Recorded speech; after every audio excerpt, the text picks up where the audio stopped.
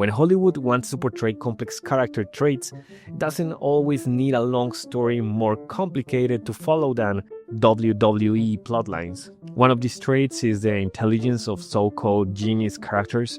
With just a few scenes and some extra tricks, Hollywood can skip over detailed plot explanations. But what are these tricks, and why are they used so often? Are they always effective, or more like a running joke in cinema?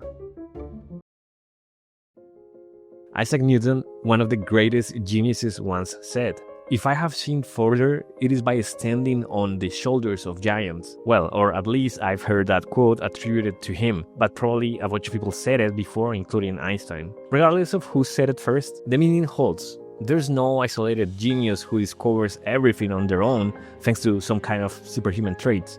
In science, just like in other fields, collaboration is essential if you want to make progress.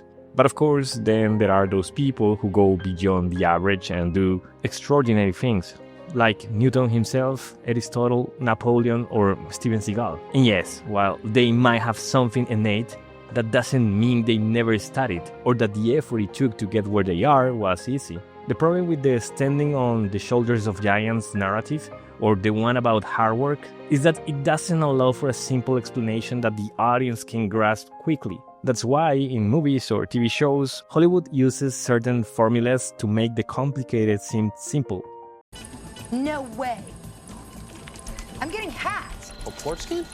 No, this is major. I didn't do anything. I thought you did. I did.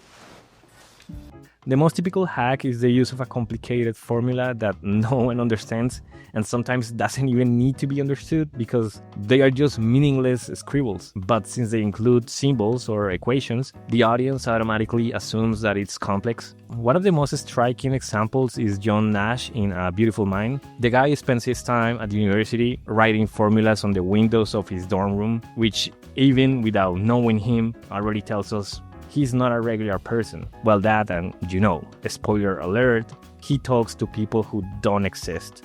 In Good Will Hunting, it's even more explicit. The professor explains that the problem he leaves on the hallway chalkboard has only been solved by Nobel Prize winners or a few professors from the school, and well, Matt Damon solves it, showing us that even though his character is scruffy and doesn't fit the typical nerd with glasses stereotype, he is indeed a genius. The moment someone touches a chalkboard or starts scribbling on glass, we get it. This person is smart. What they are writing doesn't even matter. And you have to recognize that, just like Sheldon Cooper did in Hidden Figures when Katherine Johnson writes a bunch of equations on a chalkboard. We are conditioned to respect what we don't understand. Throw some Greek letters, integrals, and graphs on a screen, and our brains go, must be smart. Seeing a person physically do something, scribbling frantically, building a device, solving a puzzle, gives us emotional proof. We feel like we're witnessing genius in action. Take the example of Will Smith playing Chris Garner in The Pursuit of Happiness. While we already know he's a hardworking man who cares deeply for his son, the two scenes that really show us he is a genius are when he solves the Rubik's Cube quickly and when he finishes the exam just as fast. He even turns to a fellow applicant and asks if he managed to answer the essay questions at the back, prompting the guy to go back and check, highlighting the character's speed even more. By the way, now that I rewatch the scene, I realize the guy collecting the test is Dan Castellaneta, the voice of Homer Simpson. He's had a few cameos that always surprise me. Back to the topic, you've probably noticed a pattern by now. The trick usually involves math or logic. Stanford mathematician Keith Devlin explains, depicting a mathematician scribbling formulas on a sheet of paper might be more accurate, but it certainly doesn't convey the image of a person passionately involved in mathematics, as does seeing someone write those formulas in steam on a mirror or in wax on a window. Notice it as cinematographically dramatic. A more explicit example, one of that even mocks this trope to some extent, can be found in the 1998 film Rushmore. In a dream sequence, Max Fisher imagines a teacher referring to a blackboard problem as the hardest geometry equation in the world. Fisher holds up his paper, walks to the board, and casually scribbles the solution while sipping espresso. Everyone applauds until, of course, he wakes up. But if writing formulas on a board or windows wasn't enough, Hollywood has other tools besides glasses. You know math, well, you do equations on chalkboards, but You know what makes you look even smarter? Being on the autism spectrum. Well, not necessarily that, since TV shows and Hollywood are not exactly great at portraying it accurately, but rather being socially awkward.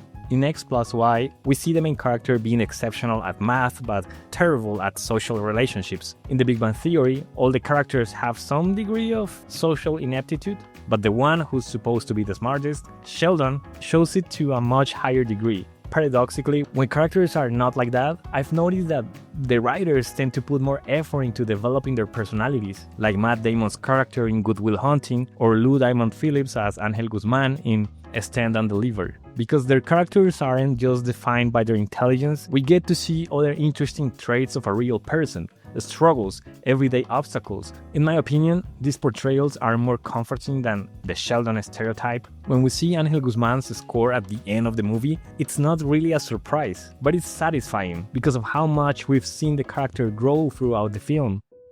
Hollywood then can sometimes portray geniuses in a more realistic way without relying so much on easy hacks. In Agora, Rachel Weisz plays the philosopher Hypatia, who conducts an experiment aboard a ship to understand relative motion. She proposes that if a heavy sack is dropped from the top of the mast while the ship is moving, it should land several meters behind the mast. However, when the sack is dropped, it lands much closer than expected. Even though her prediction is wrong, Hypatia is thrilled, because the result provides a clear evidence that the sack behaves as if the ship were standing still. That observation leads her to an even bolder conclusion. If that principle applies to the ship, it might also apply to the Earth. Maybe the planet moves around the sun without us noticing. In that moment, the film shows how a mistaken hypothesis can lead to a revolutionary idea. A heliocentric view of the cosmos. Unlike other films like A Beautiful Mind, Agora allows us to closely observe how a brilliant person thinks when facing a problem. It also presents a rare idea in cinema about genius, that being wrong can be just as important for intellectual progress as being right. The sack behaved as if the boat was stationary. What does that mean? I don't know.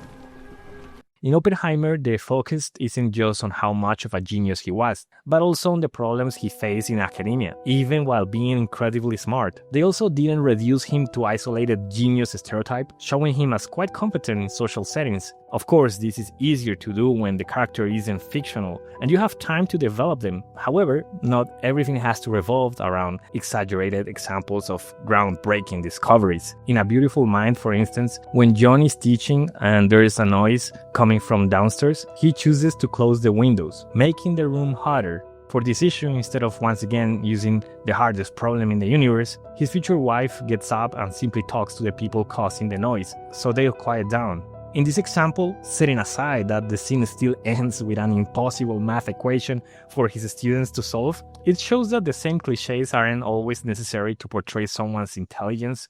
Deep down, the repeated use of these tools isn't necessarily a problem, I guess, as long as they are accompanied by other elements. The issue, I think, arises when that's all that's used, and the writers abandon any real attempt to develop the character. Writing equations on a chalkboard can work as an introduction to give us a first glimpse of the character, but if that's all they do, it quickly becomes boring. In fact, I'd say that at this point, now that these clichés are even being mocked, the chalkboard effect has lost its purpose. Honestly, I'm surprised the Wayans brothers haven't already released Not Another Genius movie.